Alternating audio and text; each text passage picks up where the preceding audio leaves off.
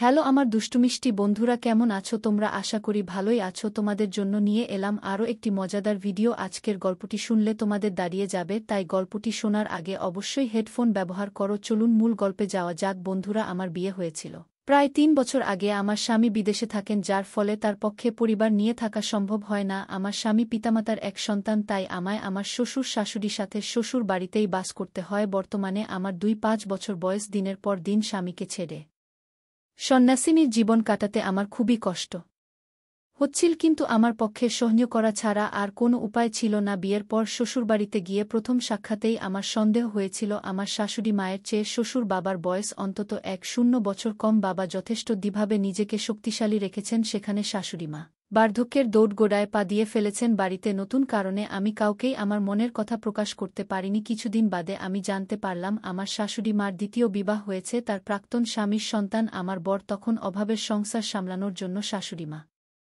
গৃহশিক্ষকতা আরম্ভ করেছিলেন। ওই সময় উনি নিজেরই এক ছাত্রের প্রেমে পড়ে তার সাথে বিবাহ বন্ধনে জড়িয়েছিলেন, এবং সেই ছাত্রই বর্তমানে আমার শ্বশুর বাবা। আমার স্বামী কাকন তার সৎ পিতাকে বাবা এবং মাকে মামনি বলে সম্বোধন করে। সেই সূত্রে আমিও মশাইকে বাবা এবং শাশুড়িকে মামনি বলেই সম্বোধন করতে লাগলাম। বাবা খুবই মিশুকে এবং সবসময় হাসিমুখ, সেজন্য প্রথম থেকেই আমার ওনাকে খুবই ভালো লাগত। বাবা কাকন এবং আমার সাথে বন্ধুর মতোই মিশতেন এবং ঠাট্টা ইয়ার্কিও করতেন। আমার মনে হচ্ছিল মামনি বাবা এর চেয়ে বয়সে যথেষ্টই বড় এবং শিকা হবার কারণে তার ব্যবহার যথেষ্টই গভীর। তাই সময়ের সাথে বাবা এবং মায়ের মনের মিলটাও দিন দিন যেমন কমে যাচ্ছিল। বিয়ের প্রায় মাস খানিক সময় কাটানোর পর কাকন বিদেশ চলে যায়। তখন বাড়িতে বাবা, মামনি আর আমি থেকে গেলাম। বিদেশে থাকার অর্থ হলো কাকন কবে আবার ছুটি পাবে আর বাড়ি ফিরবে তার ঠিক ঠিকানাই নেই। সেই অবস্থায় আমাকে একা একা থাকা ছাড়া আর কোনো উপায় দেখলাম না। আমার পোশাক পরা নিয়ে শ্বশুরবাড়িতে কোনো বিধিনিষেধ নেই। আমি সালোয়ার, কুর্তা, পাশ্চাত্য পোশাক সবকিছুই পরতে পারি। যে কোনো পোশাকেই আমায় খুব মানায়। কাকন চলে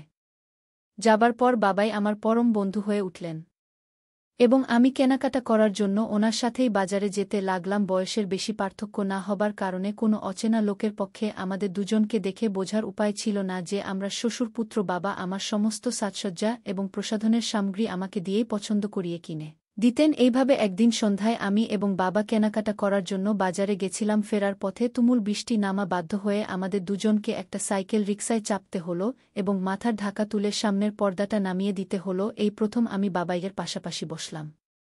এতদিন বাবাই আমার বন্ধুর শ্বশুরের মতোই ছিলেন, কিন্তু ওই সময় তার প্রতি আমার ভিতর কেমন যেন একটা আকর্ষণ তৈরি হচ্ছিল। তখনই হঠাৎ আকাশে খুব জোরে বিদ্যুৎ চমকে উঠল এবং প্রবল জোরে মেঘের গর্জন হলো। সাথে সাথেই রাস্তার সব আলো নিভে গেল। আমি ভয় পেয়ে নিজের অজান্তেই পাশে বসা বাবাইয়ের সাথে অদ্ভুত আচরণ করলাম। হঠাৎ ঘটে যাওয়া এই ঘটনায় হতভম্ব হয়ে বাবাই নিজেও কিছু বলতে পারছিলেন। বাবাই বললেন, অরুণা, ভয় পাচ্ছ কেন? আমি তো তোমার পাশেই রয়েছি, ভয় নেই, কিচ্ছু হবে না। আমরা দুজনেই বৃষ্টিতে ভিজে গেছিলাম। আমি ফ্রেশ হবার পর হাত মুখ ধোবার জন্য বাথরুমের দিকে এগলাম। বাথরুমের দরজাটা ভেজানোই ছিল, তাই আমি সামান্য ধাক্কা দিতেই সেটা খুলে গেল। বাবাই তখন বাথরুমে ছিল। কোনো কারণে উনি বাথরুমের দরজার ছিটকিনি তুলতে ভুলে গেছেন। সরি বলে আমি ওখান থেকে চলে আসলাম। এর ৩-৪ দিন বাদেই আমার শাশুড়ি মা ঘোষণা করলেন তিনি ১ সপ্তাহের জন্য বাপের বাড়ি যাচ্ছেন, কারণ তার ভাই খুবই অসুস্থ। এই সময় আমায় ঘরের কাজ ও শ্বশুর মশাইয়ের দেখাশোনা করার দায়িত্ব নিতে হবে। আমি মনে মনে আনন্দে নেচে উঠলাম। আমি ওই দিন সন্ধ্যায় পার্লারে গিয়ে মাথার চুল এবং আইব্রো সেট করালাম। বাড়ি ফিরে খাওয়া দাওয়া করে ঘুমিয়ে পড়লাম। পরের দিন ছুটির দিন ছিল, বাবাই কাজে বেরোবেন না।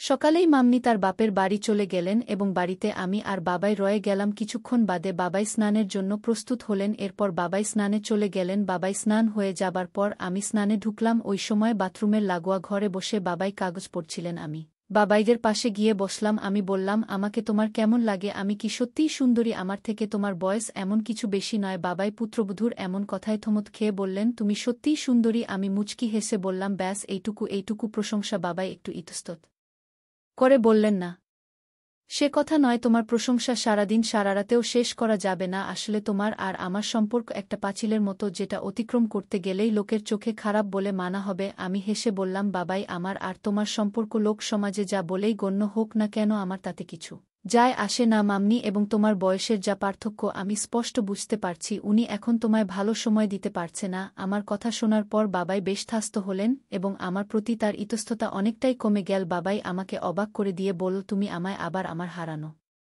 দিনগুলি ফিরিয়ে আনছো এর জন্য শ্বশুর হয়েও পুত্রবধূর প্রতি আমি খুবই কৃতজ্ঞ। তুমি ঠিকই বলেছ, তোমার শাশুড়ি মাও তোমার মতেই সুন্দর ছিল। উনি আমার গৃহশিক্ষিকা ছিলেন। তারপর একদিন পড়ানোর সময় আমার প্রতি প্রেমে পড়ে যান।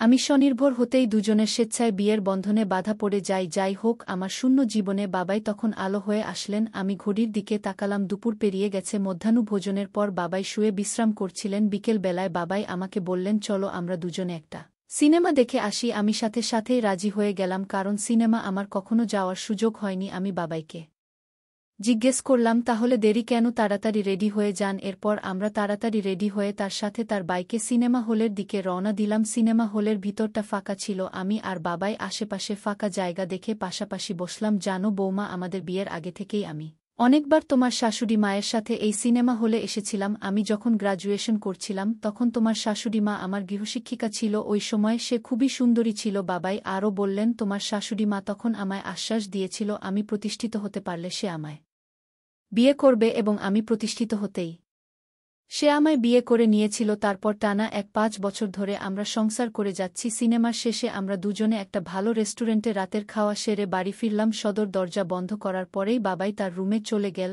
আর আমিও আমার রুমে গিয়ে ঘুমিয়ে পড়লাম। সপ্তম দিনে আমার মনটা খুবই খারাপ লাগছিল, কারণ পরের দিন সকালেই মাম্নি ফিরে আসবেন। ওনার উপস্থিতিতে বাবাইকে আমি আর কোনোদিন আমার কাছে ফ্রি পাব না। পরের দিন বাবাই কাজে বেরিয়ে যাবার পরে শাশুড়িমা বাড়ি ফিরলেন। আমার দিকে চেয়ে মুচকি হেসে ঘরে ঢুকে গেলেন। তবে তার চাউনি এবং হাসি আমার কেমন যেন রহস্যময়ী মনে হলো। কিছুক্ষণ বাদে মাম্নি মুখ হাত পা ধুয়ে ঘরে এসে বসলেন এবং চা জল খাবারের পর আমায় বললেন, কিরে 7 দিন কেমন কাটালি? সব ঠিক আছে তো? তোর কোনো অসুবিধা হয়নি তো? তোর শ্বশুরের ভালো করে সেবা করেছিলি তো? আমি হেসে বললাম, হ্যাঁ মাম্নি, সব ঠিক আছে।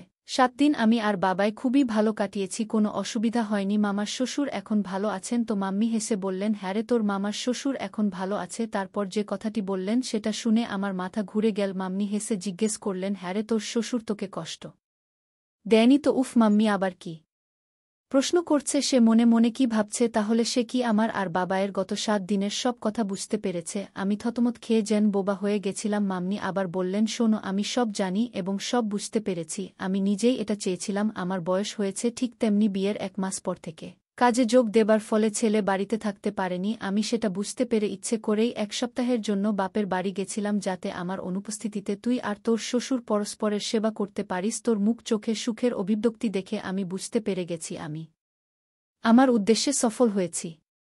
তুই ভয় পাসনি। আমি ভীষণ খুশি হয়েছি। মাম্নির কথা শুনে আমি মাম্নির চোখের দিকে তাকাতেও পারছিলাম না, কোনো কথাও বলতে পারছিলাম না। তবে তার বাপের বাড়ি যাওয়াটা যে উদ্দেশ্য প্রণোদিত ছিল সেটা জেনে আমার ভিতর খুব আনন্দ হচ্ছিল। মাম্নি কত মহান, তাই নিজেই আমায় সুযোগ করে দিয়েছিলেন। সারাদিন আমি মাম্নির সাথে আর কথাই বলতে পারিনি। সন্ধ্যায় বাবাই বাড়ি ফেরার পর মাম্নি তাকে হেসে বললেন, কি গো, কেমন আছো? মাম্নির কথায় বাবাইও থমথ খেয়ে কোনো উত্তর দিতে পারেননি। রাত্রি ভোজনের পর বাবাই ও মাম্নি নিজেদের ঘরে চলে গেলেন এবং আমি আমার ঘরে ঢুকে পড়লাম। কিছুক্ষণ বাদে আমার ঘরের দরজায় টোকা পড়ল। আমি ঘরের বাহিরে বেরিয়ে দেখলাম মাম্নি দাঁড়িয়ে আছেন। উনি আমায় বললেন, এখনই আমার ঘরে আয় তো, একটা বিশেষ দরকার আছে। আমি মাম্নির সাথে ওনার ঘরে ঢুকলাম। মাম্নি বলল, আজ থেকে আমরা একসাথেই ঘুমাবো। এরপর থেকে আমি প্রতি রাতেই বাবা, ভাই আর মাম্নির মাঝে শুইতে লাগলাম। এইভাবে দিনের পর দিন, মাসের পর মাস কাটতে থাকল আমাদের সুখের দিনগুলি। বন্ধুরা, আজকের মতো এখানেই শেষ করলাম। দেখা হবে পরের ভিডিওতে। সবাই ভালো থাকুন। ধন্যবাদ।